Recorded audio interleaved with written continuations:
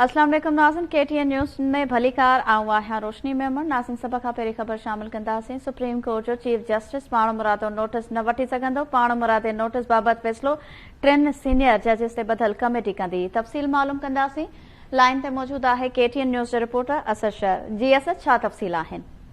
जी बिल्कुल, supreme court जे chief justice जा अख्तियार घटि करण वारो बिल जेको आहे वफ़ाक़ी काबीना मां मंज़ूर कयो आहे। इन हवाले सां जेको ज़रियनि ॿुधायो आहे त अदालती इस्लाहात हुकूमत तरफ़ां हंधा पिया वञनि, छाकाणि जो हिन वक़्तु जेको हुकूमत ऐं अदालती हिकिड़ी अणसिधी तरह जंग हली रही आहे, उनखे मुंहुं ॾियण जे लाइ क़ौमी असेंबली मां हिकिड़ो बिल मंज़ूर करायो वेंदो, जेको सुभाणे क़ौमी असेंबली में पेश कयो वेंदो।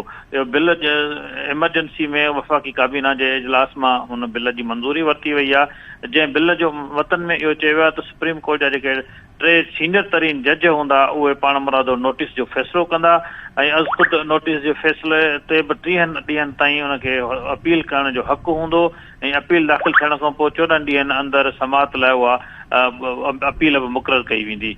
कंहिं बि केस में जल्दी समाअत जे लाइ दरख़्वास्त ते बि 14 ॾींहं जे लाइ जे अंदरि समाअत करे सघिजे थी। बिल में चयो आहे त इहो जेको अज़ नोटिस वारो मामिलो आहे उन में घटि में घटि 3 जज जेके आहिनि उहे फ़ैसिलो कंदा ऐं उनखे ॾिसंदा।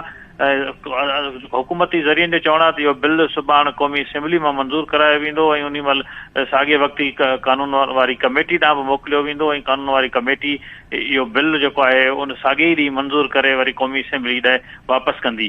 साॻी तरह इन बिल खे मंज़ूरीअ जे लाइ सेनेट जो इजलास बि तलब कयो वियो आहे। उहो सेनेट जो इजलास ख़मीस ॾींहुं तलब कयो वियो आहे, जंहिं मां हिन बिल जी मंज़ूरी वरिती वेंदी।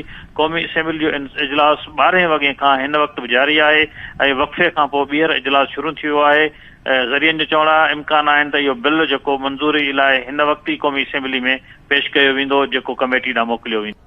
वॾी महिरबानी नाज़रीन। इस्लामाबाद खां असद शहर तफ़सील ॾिना आहिनि।